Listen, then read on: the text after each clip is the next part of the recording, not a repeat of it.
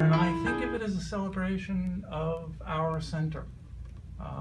And when I was asked, do you want to do this? I said, well, yeah, I'll do it, but only if the emphasis of this is a celebration of us.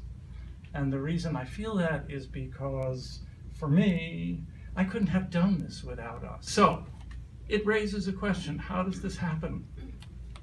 How does it come to be that a shy kid and a fairly shy young adult ends up becoming president-elect of the American Psychoanalytic Association? How does it happen? Well, the first answer is psychoanalysis works. It speaks for itself. My second answer is that for over 30 years, this has been my home. SDPC has been my home for learning, for professional growth, for professional support, development, writing, speaking, and learning about leadership from all of our leaders. The third answer is that SDPC has been a place of lifelong personal friendships that are with me all the time. It's like Star Wars and feeling like the Force is with you. Well, I think the Force with us is also the fact that we, as a center, are a group of highly dedicated and talented people. I won't name names. You know who you are, but we have internationally respected authors, major contributions to psychoanalysis, wonderful teachers, supervisors, talented candidates, a dedicated group of analytic psychotherapists and students, and a terrific administrator.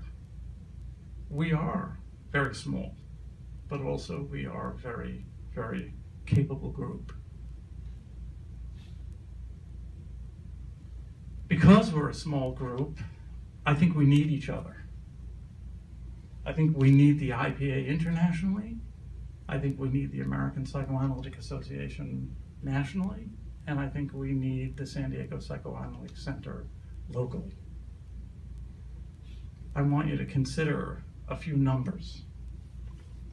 In the United States, there are approximately 650,000 social workers.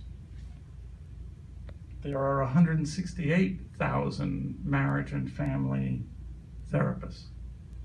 There are 93,000 psychologists and 25,000 psychiatrists. In all, nearly 1 million mental health providers.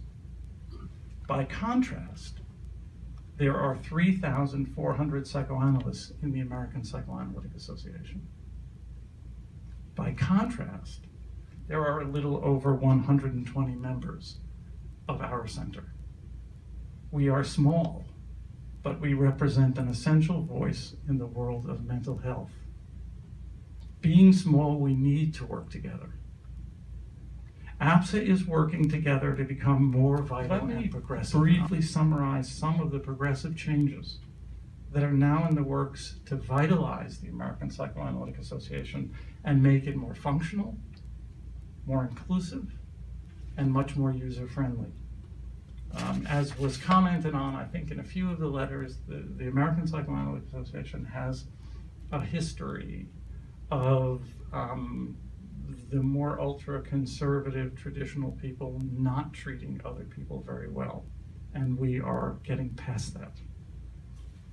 First, we're going to sunset, and this is all in the works, it's not accomplished yet, we're going to sunset the Board of Professional Standards. It's going to be no more. What does that mean? That means that board certification in psychoanalysis and institute accreditation will be externalized and outside of the American Psychoanalytic Association.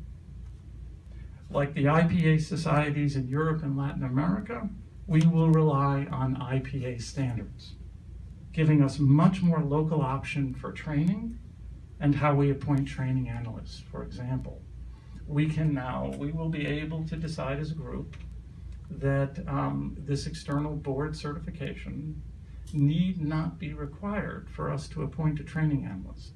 This has been an encumbrance for a number of people who I think generally it is felt would make terrific training analysts, but they've had to jump through too many hoops to get there.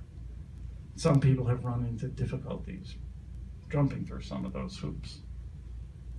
At the same time, site visits will be available, but as a consultation upon request. They will not be mandatory.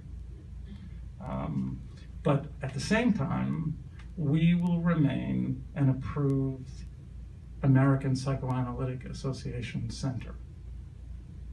Second, APSA is opening up to a wider group of institutes, societies, and centers. Recently, we approved the William Alanson White.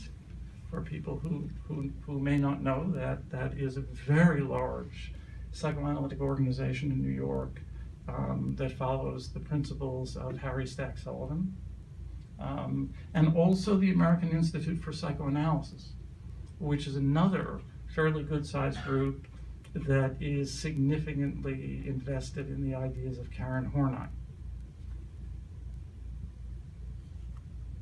So we're bringing in members with broader views of psychoanalysis. But more importantly, APSA is beginning to grow again. Such progressive changes mean that these are promising times for us locally. I really believe they are, as well as for psychoanalysis in America. I'm really optimistic.